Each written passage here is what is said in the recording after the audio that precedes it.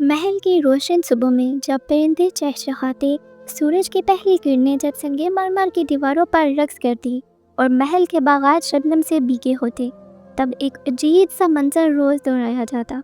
शहजादी नूर हर दिन सुबह अपने कमरे की खिड़की से कमान उठाती, एक सुर्ख सेब का निशाना बनाती और वो सीधा सेब हमेशा एक ही जगह पर गिरता, हातिमा के सर पर। हातिमा महल की पुरानी नौकरानी जो बचपन से ही शहजादी की खिदमत पर मामूर थी। रोज़ खामोशी से वो ज़र्ब सह लेती, ना कुछ कहती और ना ही शिकायत करती। सिर्फ एक आ भरकर सेब को उठाती, शहजादी को देखती और फिर नज़र झुकाकर चली जाती। एक दिन शहजादा तैमूर, जो नूर का चचाजाद था, हाल ही में जंग से वापस आया था, ये मंजर देखकर चूक गया और उसने पूछा, नूर, ये तुम क्या करती हो? क्यों हर रोज़ इस बेचारी का निशाना लेती हो? शहजादी खामोश रही और इसकी आंखों में एक अजीब सी चमक थी। गुस्सा, दुख और कोई पुराना राज छुपा हुआ था। फिर इसी रात शहजादा तैमूर ने हातिमा को अलग बुलाया और हकीकत जानने की कोशिश की। हातिमा का चेहरा सुन पड़ गया। पहले तो वो कुछ नहीं बोली, मगर फिर उसने लरजती आवाज़ में कहा, शहजादी जब बहुत छोटी थी, इसकी माँ एक आम मगर खूबसूरत औरत थी, जिससे बादशाह ने मोहब्बत की शादी की। मगर मलिका को ये बात गवारा ना हुई और उसने साजिश रचाई और मुझे हुक्म दिया कि इस औरत को जहर दे दूं। मैंने अपनी कमज़ोरी दिखाई और अपनी जान बचाने के लिए उस मासूम को मार डाला। शहजादा चौंक गया और बोला, फिर शहजादी को कुछ नहीं बताया गया? हातिमा ने आंसू साफ किए, नहीं, परसों तक वो सच से बेखबर रही, मगर फिर एक दिन उसने मेरी पुरानी डायरी पढ़ ली और इसे सब मालूम हो गया है। तैमूर की आंखों में दर्द था, तो फिर वो बोला, वो तुम्हें कत्ल क्यों नहीं करती? ये रोज़ का तमाशा क्या है? हातिमा ने कहा, ये एक एहतजाज है, एक खामोश बगावत है, एक फरियाद है और इंसाफ की एक दहकती चिंगारी जो दिल पर रोज़ दस्तक दे रही है। शहजादी मुझे इसलिए रोज़ सेब मारती है क्योंकि वो चाहती है कि मैं सच बोल दूँ। तैमूर के चेहरे का रंग बदल गया। तुम्हें ये सब आप दरबार में कहना होगा। अब वक्त आ गया है कि सच साहब के सामने आई। मत डरो, मैं तुम्हारे साथ हूँ।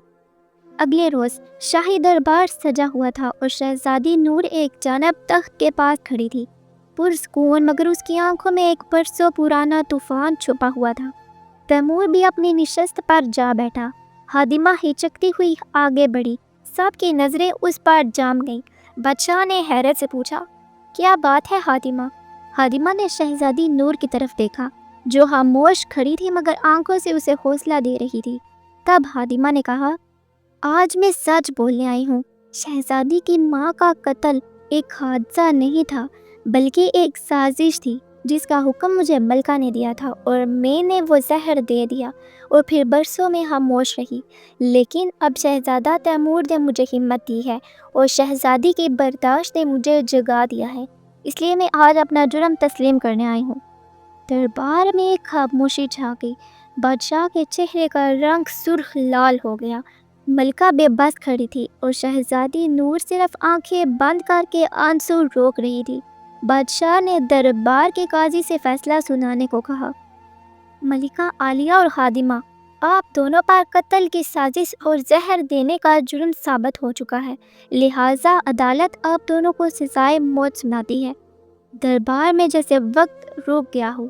मलका ने खामोशी से सर झुका लिया। पहली बार गरूर उसका टूट चुका था।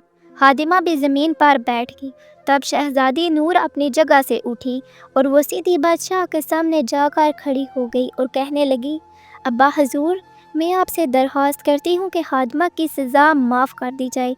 इसने जुर्म किया है, लेकिन ये वाहिद शख्स है जिसने सच भी बोला है। अगर ये ना बोलती तो मेरी माँ का कत्ल हमेशा राज रहता। मैं इसे माफ़ करती हूँ और आप भी माफ़ कर दें। बादशाह ने थोड़ी देर सोचा और फिर कहा, फातिमा को शहजादी के रहम की दरख्वास्त पर सज़ा से बरी किया जाता है और इसे एक नई ज़िंदगी दी जाती है। मलिका को उसके जुल्म की सज़ा मिली और फातिमा को उसके सच बोलने की वजह से बख्शिश। शहजादी ने इंतकाम नहीं, इंसाफ और माफ़ी का रास्ता चुना। इसी तरह की मज़ीद कहानियों के लिए चैनल को सब्सक्राइब करें। Thank you.